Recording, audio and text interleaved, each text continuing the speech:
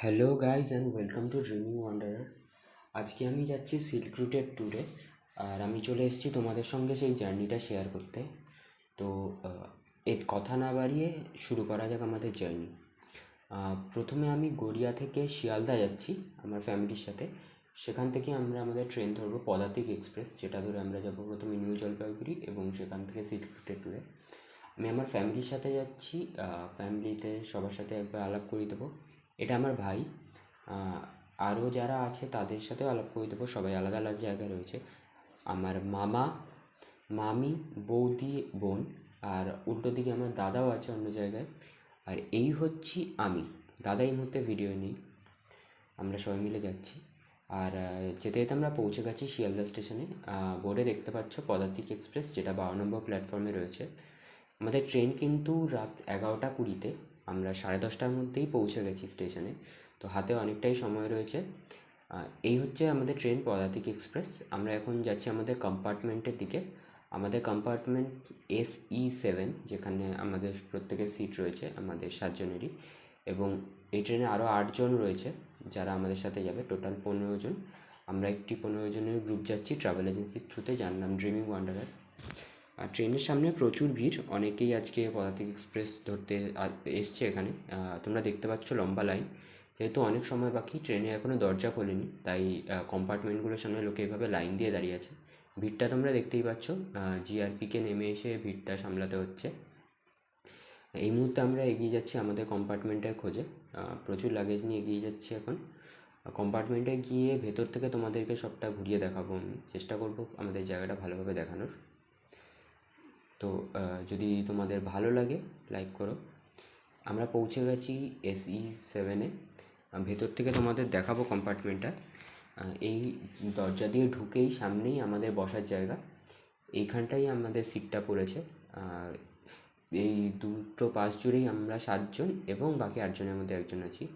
আর ট্রেনটা আমাদের ছেড়ে দিয়েছে। এখন বাজে 11টা 20। এক্স্যাক্ট 11টা 20-তেই ট্রেনটা ছেড়েছে। তোমরা দেখতে পাচ্ছ শিয়ালদা স্টেশন থেকে ট্রেনটা এই মুহূর্তে বেরোচ্ছে। প্ল্যাটফর্ম এবং স্টেশন চত্বর প্রায় ফাঁকা, শুধু কিছু জিআরপি আর 1-2 জন লোক রয়েছে স্টেশনে। আজকে রাতে আর সেরকম কিছু নেই। এখন আমরা রাত্রিবেলা রেস্ট নেব। কালকে সকাল সকালই আমরা হোপফুলি পৌঁছে যাব, আর ভোর থেকে তোমাদের সঙ্গে ডিটেলস শেয়ার করা শুরু করব ট্রাভেলের। ভোর এখন বাজে 6টা 20। আমরা ট্রেনেই রয়েছি এই মুহূর্তে। ভাই আমাকে ঘুম থেকে তুলে দিল এই দৃশ্য দেখানোর জন্য। বাইরে প্রচণ্ড কুয়াশা, রেল লাইন ছাড়া আর কিছুই দেখা যাচ্ছে না, যে কারণে অলরেডি আমাদের ট্রেনটা 2.5 ঘন্টা লেট। কারণ কাল রাত থেকেই প্রচণ্ড কুয়াশার কারণে ট্রেন লেট হয়ে গেছে। জানি না কখন পৌঁছবো এনজিপিতে গিয়ে, তারপরের সফর কতক্ষণ হবে। তো আমরা এনজিপি এই মুহূর্তে পৌঁছে গেছি। আমরা এখন এনজিপি স্টেশন থেকে বেরোচ্ছি। এই গাড়িটা আমাদের ট্রাভেল এজেন্সি থেকেই পাঠানো হয়েছে। টোটাল 2টো গাড়ি। এই গাড়িতে আমরা 7 জন, আর বাকি 8 জন অন্য গাড়িতে, টোটাল 15 জন। তো আমরা এখন আমাদের ট্রাভেলটা শুরু করছি। আর এনজিপি ছেড়ে আমরা এগিয়ে গেছি এই মুহূর্তে। তোমরা দেখতে পাচ্ছ পাশে প্রচুর গাছ রয়েছে। হালকা হালকা ঠান্ডা ওয়েদার এখানে। এই জায়গাটা বেসিক্যালি ইন্ডিয়ান আর্মির আন্ডারে। এখানে আর্মি ট্রেনিং ক্যাম্প আছে। লাস্ট টাইম এখানে আর্মসের আওয়াজ পেয়েছিলাম তাদের ড্রিলের, যখন আমি এসেছিলাম দার্জিলিংয়ের ট্যুরে। সেই ডিটেলসটা তোমাদের সাথে শেয়ার করা হয়নি, তো এইবারে শেয়ার করার চেষ্টা করছি। ঘোরাটা আমার ভালো লাগা, ভালোবাসা বলতে পারো, হবিও। তো ভাবলাম সেই ডিটেলসটা তোমাদের সাথেই শেয়ার করে নিই। আমার প্রত্যেকটা জার্নি এখন থেকে চেষ্টা করবো তোমাদের সাথে শেয়ার করার। আর আমরা এই মুহূর্তে চলে এসেছি পাহাড়ের অনেকটাই কাছে। তোমরা দেখতেই পাচ্ছ পাহাড়ের রাস্তায় যে স্পেশালিটিটা থাকে, আঁকা বাঁকা রাস্তা, এবং এক পাশে খাদের মতন থাকে আর অন্য পাশে পাহাড়ের অংশ থাকে। এবং সেই আঁকা বাঁকা রাস্তা দিয়ে প্রত্যেকটা বাঁক থেকে উঁকি মারে দূরের পাহাড়। যেহেতু এখনও আমরা প্রপারলি দার্জিলিং বা কোনো পাহাড়ের অঞ্চলে পৌঁছোইনি, সে কারণে পাহাড়টা একটু দূরেই আছে। আর পাহাড়গুলো প্রচণ্ড সবুজ লাগে। তোমরা দেখতেই পাচ্ছ এই অঞ্চলগুলোতে প্রচুর গাছ থাকে, তো সে কারণে জায়গাটা সবুজ। আশা করি এই দৃশ্যগুলো তোমাদের ভালো লাগছে। এই মুহূর্তে তোমাদেরকে দেখাবো এই দৃশ্যগুলো। প্রচুর পাহাড়, গাছগাছালির মাঝখান দিয়ে আমরা এগিয়ে চলেছি। এই সৌন্দর্যটা দেখার জন্যই লোকে বেসিক্যালি এখানে আসে। এবং এই পাহাড় পেরিয়ে আমরা এগিয়ে গেছি অনেকটাই। এখন তোমরা দেখতে পাচ্ছ তিস্তা নদী। আমরা তিস্তা নদীর পাড় দিয়ে যাচ্ছি। মনোরম দৃশ্য, পাশে নদী, ঠিক রাস্তার পাশেই এবং দূরে পাহাড় দেখা যাচ্ছে। আর রাস্তার রাস্তার অবস্থা খুব একটা ভালো না, কারণ তোমরা হয়তো জানো সবাই, কিছুদিন আগে সিকিম এবং আশেপাশে অঞ্চলে প্রাকৃতিক দুর্যোগের কারণে প্রচুর ল্যান্ডস্লাইড হয়। তবুও আমি চেষ্টা করছি এই রাস্তা দিয়ে আমরা যাওয়ার। তোমরা রাস্তাটা দেখছো, অতীব সুন্দর রাস্তা। এই বাঁকগুলোই কিন্তু পাহাড়ের রাস্তার সবচেয়ে সৌন্দর্য, কারণ পাহাড়ে যখন জার্নি হয় আমাদের ম্যাক্সিমাম টাইম গাড়িতে থাকতে হয়। এবং তোমরা ভালোভাবে তিস্তা নদীটা দেখতে পাচ্ছ, যেটা আগেও বলেছিলাম ল্যান্ডস্লাইডের ফলে রাস্তার অবস্থা খারাপ। তোমরা দেখতে পাচ্ছ রাস্তায় প্রচণ্ড ধুলো রয়েছে এবং ভাঙাচোরাও রয়েছে। রাস্তার এই মুহূর্তে কাজ চলছে। আর তোমরা তিস্তা নদীটাকেও দূরে দেখতে পাচ্ছ। রাস্তার কাজ চলার জন্য কিন্তু গাড়ির কাঁচটা ম্যাক্সিমাম টাইমে তোলা রাখতে হচ্ছে, কারণ রাস্তায় প্রচণ্ড ধুলো। তবুও তোমাদের দেখাবো, এই বয়ে যাচ্ছে তিস্তা নদী আর দূরে পাহাড়। আর আমরা অনেকটা এগিয়ে যাচ্ছি তিস্তা নদীতে। এখানে অনেকটা বেশি জল দেখা যাচ্ছে আগের তুলনায়। তোমরা দেখতে পাচ্ছ একটা পেন্টিংয়ের মতন দৃশ্য, ঠিক দূরে পাহাড় আর সামনে তিস্তা নদী, মাঝখান দিয়ে নদী বয়ে যাচ্ছে। এই দৃশ্যগুলো কিন্তু এখন যেহেতু শীতকাল তাই জন্য কম দেখা যাচ্ছে। বর্ষাকালে এই দৃশ্যগুলো হয়তো অন্যরকম লাগে, কারণ তিস্তা নদী সেই টাইমে ফুলে ফেঁপে ওঠে বর্ষার জলের কারণে। যেহেতু এখন শীতকাল তো জলের পরিমাণটা অনেকটাই কম। আমি কখনো চেষ্টা করব সেই বর্ষাকালের দৃশ্য তোমাদের সাথে শেয়ার করার। যদি এই ভিডিওটা তোমাদের ভালো লেগে থাকে তো প্লিজ ভিডিওটাকে লাইক করো এবং শেয়ার করো। আর আমি চ্যানেলে নতুন, তো আশা করব তোমরা সাবস্ক্রাইব করে আমার পাশে থাকবে এবং বেল আইকনটি প্রেস করতে ভুলো না, যাতে ইন ফিউচার আমার বাকি ভিডিওগুলোর আপডেটও তুমি পাও। এটা হচ্ছে আমার প্রথম দিনের জার্নি, যেটা তোমাদের সাথে শেয়ার করছি। এখন আমি এখান থেকে আমরা যাব তিস্তা ভিউ পয়েন্টের কাছে। সেখানেই আমাদের জন্য একটি খাবার দাবারের জন্য রেস্টুরেন্টের অ্যারেঞ্জমেন্ট করা হয়েছে। আমরা পৌঁছে গেছি সেখানে এবং জায়গাটা তোমাদেরকে ভালোভাবে দেখিয়ে দেবো। এই রেস্টুরেন্টেরও অ্যারেঞ্জমেন্টটা ট্রাভেল এজেন্সি থেকেই করা হয়েছে, ওয়ান্ডারলাস্ট ট্রাভেল ম্যানিয়াক্স তরফ থেকে। তোমাদেরকে দেখিয়ে দেবো চারদিকে সুন্দর পাহাড়, মনোরম দৃশ্য। পাহাড়ে ঘেরা জায়গার মাঝখানেই এটি রয়েছে, রেস্টুরেন্টটি অবস্থিত এবং এখানেই আমরা খাওয়া দাওয়া করবো। এই সবুজ রঙের পিলারওয়ালা বিল্ডিংটাই হচ্ছে আমাদের রেস্টুরেন্ট, হোটেল আদিত্য, যেখানে আমরা খাওয়া দাওয়া করবো। এবং এখানে আরও কিছু জিনিস দেখানোর আছে তোমাদেরকে, আশা করি তোমাদের ভালো লাগবে। রেস্টুরেন্টের পাশ দিয়েই ঠিক একটি রাস্তা নিচের দিকে নেমে যাচ্ছে, আমি তোমাদেরকে দেখাবো। এই সেই রাস্তা, তোমরা দেখতে পাচ্ছ দুপাশে বাড়ি, ঠিক বাড়িও না, কিছু রয়েছে বাড়ি এবং কিছু কিন্তু রয়েছে হোমস্টে। সে হোমস্টেগুলোও তোমাদেরকে দেখাবো। এখানে আরও একটি স্পেশালিটি আছে বেসিক্যালি প্রত্যেকটা পাহাড়ে, যে এখানে প্রচুর কিন্তু তোমরা গাছ দেখতে পারবে। প্রত্যেকটা বাড়িতেই কিন্তু নিজেদের সাধ্য মতন প্রচুর পরিমাণে গাছ লাগানো থাকে। তোমরা দেখতে পাচ্ছ এটি একটি হোমস্টে, এখানে এই মুহূর্তে কাজ চলছে, কিন্তু কাজ শেষ হওয়ার আগেই হোমস্টেতে গাছে ভরে আছে। এটা এখানকার সৌন্দর্যের মধ্যে একটি অংশ হিসেবে থাকে। এবং তোমরা দেখতে পাচ্ছ দূরে পাহাড়। এখানে বাড়িঘর খুব বেশি নেই, কারণ একটি গলি রাস্তা এবং পাকা রাস্তা যেটা ছিল শুরুতে তোমরা দেখেছো সেটা একটু পরেই শেষ হয়ে যাচ্ছে নিচে। এবং এখন দেখতে পাচ্ছ প্রচুর গাছ আছে, কিন্তু চারদিকে জঙ্গলও শুরু হচ্ছে, বাড়িঘরের পরিমাণ কম। দূরে যে সিঁড়ি দেখতে পাচ্ছ, সিঁড়ি দিকে একটা ছোট্ট মন্দির রয়েছে। পাহাড়ে এই জিনিসটা খুবই দেখা যায়, বাঁকে বাঁকে পাহাড়ের গায়ে প্রচুর মন্দির থাকে। এবং এই মন্দিরটাই বেসিক্যালি কিন্তু জনবসতির প্রায় শেষ অংশ। এরপর থেকেই পাকা রাস্তাও শেষ হয়ে যাচ্ছে এবং দূরে এরকম পাহাড়ই দেখা যাচ্ছে, খুব একটা সেরকম জনবসতি নেই।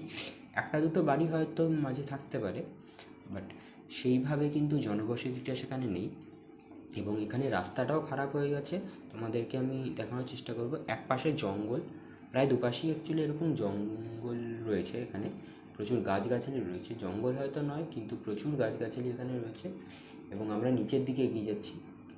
তোমরা দেখতে পাচ্ছ রাস্তা এখানে খুবই খারাপ, পাকা রাস্তা শেষ হয়ে গেছে এবং এই ভাঙাচোরা খোয়া এবং মাটির রাস্তার মধ্যে দিয়ে আমরা এগিয়ে যাচ্ছি। শুধু দুপাশে গাছ, আমরা কিন্তু জনবসতিটা প্রায় বেরিয়েই গেছি। এবং সামনে নিচে অংশে আমরা যাওয়ার চেষ্টা করছি পাহাড়ের যতটা কাছে সম্ভব। এবং এখানে আরও কিছু ভিউ আছে যেগুলো আমি চাইবো তোমাদেরকে দেখানোর জন্য। আই হোপ তোমাদের সেটা ভালো লাগবে। আমরা অনেকটাই নিচে চলে এসেছি, ওই ঢালাই রাস্তাটা আমরা পেরিয়ে এসেছি, ঢালু রাস্তাটা। এবং তোমরা দেখতে পাচ্ছ এখন দুপাশে পাহাড়, চারদিকে পাহাড়, এবং পাহাড় আর আকাশের মেঘ একসাথে হয়ে কিন্তু একটি মনোরম পরিবেশ সৃষ্টি করছে। এখন প্রায় বিকেল, তোমাদেরকে যেটা বলেছিলাম আমরা যথেষ্ট লেটে এসেছি, 12:30 পরে ট্রেন নেমেছে এনজিপিতে। তো আমরা সেখান থেকে এই অবধি পৌঁছতে অনেকটাই টাইম লেগে গেছে। এবং এই সুন্দর মনোরম দৃশ্যের পরে তোমরা সামনে দেখতে পাচ্ছ, এটা হচ্ছে কিন্তু তিস্তা নদীর খরস্রোত। এটা আসল তিস্তা নদীর পার নয়, তিস্তা নদীর থেকে একটি অংশ ভাগ হয়ে এখান দিয়ে যাচ্ছে, এবং সেখানে খরস্রোতটা কিন্তু কোনোভাবে কম নেই। তোমরা দেখতে পাচ্ছ পাথর ভর্তি, তার মাঝখান দিয়ে তিস্তা নদী বয়ে যাচ্ছে। অংশটা খুব সুন্দর, কিন্তু এটা কিন্তু শেষ নয়। এখান থেকে পাথরগুলো অতিক্রম করে উল্টো দিকেও যাওয়া যায়। আমরা সেটাই এখন চেষ্টা করব, তোমাদেরকে দেখাবো বটে। এই যে পাথরগুলো দেখতে পাচ্ছ, পাথরের পাশ দিয়ে সামনে সোজা রাস্তাও চলে যাচ্ছে, যেটি আরও এগিয়ে যাচ্ছে। আমরা জানার চেষ্টা করব অবশ্যই যে অপোজিট দিকে কী আছে, উল্টো দিকে আর কী দেখার মতন জায়গা রয়েছে। আমরা এখন ক্রস করব। তোমরা যেতে দেখতে পাচ্ছ পাথরের রাস্তাটা তোমাকে দেখাবো কীভাবে ক্রস করতে হবে। পাথরের উপর দিয়ে বেসিক্যালি ক্রস করতে হবে, কারণ কোনো কিন্তু যাতায়াতের রাস্তা এখানে নেই। যেহেতু খরস্রোত, তার মাঝখান দিয়ে কষ্ট করে ক্রস করতে হবে। আমিও চেষ্টা করবো এখন উল্টো দিকে যাওয়ার এবং তোমাদেরকে জায়গাটা ভালোভাবে আরও দেখানোর। দেখবো ওখানে কী আছে, তোমরাও দেখতে থাকো। আমরা পাথরগুলোকে পার করেছি এবং রাস্তাটা তোমাদেরকে যেটা দেখাচ্ছিলাম সোজা এগিয়ে যাচ্ছে। চেষ্টা করছি এই রাস্তা দিয়ে যাওয়ার, জানি না সামনে কী আছে, দেখাই যাক। হোপফুলি যেটা আছে সেটা তোমাদের ভালোই লাগবে। আর তোমরা দেখতে পাচ্ছ আমরা পাহাড়ের কিন্তু অনেকটা কাছে চলে এসেছি। আমাদের একদম পাহাড়ে কোলেই বলা চলে। এই মনোরম দৃশ্য, পড়ন্ত সূর্যের আলো পাহাড়ের মাঝখান দিয়ে একটা অভূতপূর্ব দৃশ্যের সৃষ্টি করেছে। এবং এই দৃশ্যের সাথেই তোমরা যেটা দেখতে পাবে সেটা হচ্ছে তিস্তা নদী। হ্যাঁ বন্ধুরা, এটা কিন্তু তিস্তা নদীর আসল প্রবাহটাই, যেটাকে বলা হয় রিভার বেড। তোমাদেরকে কাছ থেকে দেখানোর চেষ্টা করব। তোমরা দেখতেই পাচ্ছ নদীর আসল খরস্রোত পাহাড়ের মাঝখান দিয়ে, পাথরের উপর দিয়ে নদীটা বয়ে যাচ্ছে, খরস্রোতের সাথে বয়ে যাচ্ছে। এখন যেহেতু শীতকাল বা অন্যান্য সময়েও জল কম থাকে, গ্রীষ্মকাল, শীতকাল এই সময়গুলোতে, সে কারণে কিন্তু পাথরগুলো ভালোভাবে দেখা যাচ্ছে। বাট যেটা একটু আগেও তোমাদেরকে বলছিলাম যে বর্ষাকালে কিন্তু এর জলের পরিমাণ অনেকটা বেড়ে যাবে। আর আমাদের এখন খাওয়া দাওয়া শেষ করে আমরা এগিয়ে যাচ্ছি। তোমরা দেখতে পাচ্ছ তিস্তা নদী এখানে অনেকটাই চওড়া। আমরা নদীর পাশ দিয়ে এগিয়ে যাচ্ছি। এই মুহূর্তে আমরা যাচ্ছি রামধুরার দিকে। রামধুরাই আমাদের আজকে রাতের থাকার ব্যবস্থা হয়েছে। ওখানে একটি হোমস্টে বুক করা হয়েছে আমাদের তরফ থেকে, মানে ট্রাভেল এজেন্সির তরফ থেকে আমাদের জন্য, যেখানে আমরা আজ রাতে থাকবো। আর কাল সকালে সেখান থেকেই আমরা আমাদের নেক্সট ডেস্টিনেশনের জন্য রওনা দেবো। এবং মাঝে যেই সব সাইট সিইংগুলো আছে সেগুলো আমরা দেখাবো, কিন্তু সেটা হবে পরের ভিডিওতে। ওটা নেক্সট ডে ভিডিও। আপাতত আজকে প্রথম দিনের ভিডিওতে তোমাকে রামধুরা অবধি দেখাবো। তো ভিডিওটা যদি তোমাদের ভালো লেগে থাকে তাহলে এখনও অবধি ভালো লাগলে ভিডিওটাকে এখনও লাইক করো এবং এটাকে শেয়ার করো। আর সাবস্ক্রাইব করে ড্রিমিং ওয়ান্ডারের পাশে থাকো এবং বেল আইকনটি প্রেস করো, যাতে দিনের জার্নিগুলো আমি তোমাদের সাথে শেয়ার করতে পারি। আর এখন আমরা পৌঁছে গেছি রামধুরায় আমাদের হোমস্টেতে। তোমাদেরকে হোমস্টেটা ভিতর থেকে দেখানোর চেষ্টা করব। আমাদের কিন্তু এখানে 2টো রুম অ্যালট করা আছে, যেহেতু আমরা 7 জন, এবং আরও 4টে রুম আছে, যে 4টে রুমে বাকি 8 জন রয়েছে। তো আমার রুমগুলো তোমাদেরকে দেখাবো, আমাদের রুমগুলো। এই হচ্ছে আমাদের প্রথম রুম। এটা একটা ডবল বেডরুম। রুমটা ভালো করে তোমাদেরকে ভেতর থেকে দেখাবো। এইটা কিন্তু সুন্দর একটি রুম, পরিষ্কার পরিচ্ছন্ন গেস্ট হাউস। এখানে একটি জানলা রয়েছে যেটা একদম রাস্তার দিকে রয়েছে, শীতের জন্য জানলাটা বন্ধ করা। এবং দেখাবো পুরো রুমের ভিউটা। আর আরও একটি স্পেশাল জিনিস আছে এই গেস্ট হাউসের ব্যাপারে, তোমাদেরকে সেটা দেখাবো। যেই দিক দিয়ে আমরা ঢুকেছিলাম সেদিক দিয়ে ঢোকার পরেই উল্টো দিকে একটি ব্যালকনির মতন রয়েছে, একটি দরজা দিয়ে সেখানে যাওয়া যায়। এবং সেই ব্যালকনির বাইরে পাশের রুমের দিকে যদি তুমি যাও, সেই ব্যালকনির থ্রুতেই কিন্তু আরও একটি জানলা আছে, যেটা সেই রুমেই কানেক্ট হচ্ছে। জানলা বা তোমরা দরজাও বলতে পারো। এবং এই রুমটাও আমাদেরই রুম, যেটা তোমাদেরকে বলেছিলাম আমাদের 2টো রুম রয়েছে। এই রুমে তোমরা অলরেডি দেখতে পাচ্ছ আমাদের লাগেজগুলো এই রুমেই রাখা রয়েছে। তো আমাদের কিন্তু বাইরে দিয়ে ঘুরে একে অপরের রুমে যাওয়ার কোনো প্রয়োজন নেই, একটি ব্যালকনির থ্রুতেই রুমটা কানেক্টেড। এবং সবাই আপাতত এই রুমেই এসেছি। আজকে রাতে এই দুটো রুমেই আমরা থাকবো। কাল সকালে রামধুরার থেকে আমাদের জার্নি শুরু হবে। তো আজকে তোমাদের জন্য এইটুকু ইনফরমেশন রইল। আই হোপ তোমাদের ভালো লেগেছে। ভালো লাগলে প্লিজ লাইক অ্যান্ড শেয়ার, আর চ্যানেলটাকে সাবস্ক্রাইব করে আমার সাথে থাকো, ড্রিমিং ওয়ান্ডারের সাথে থাকো।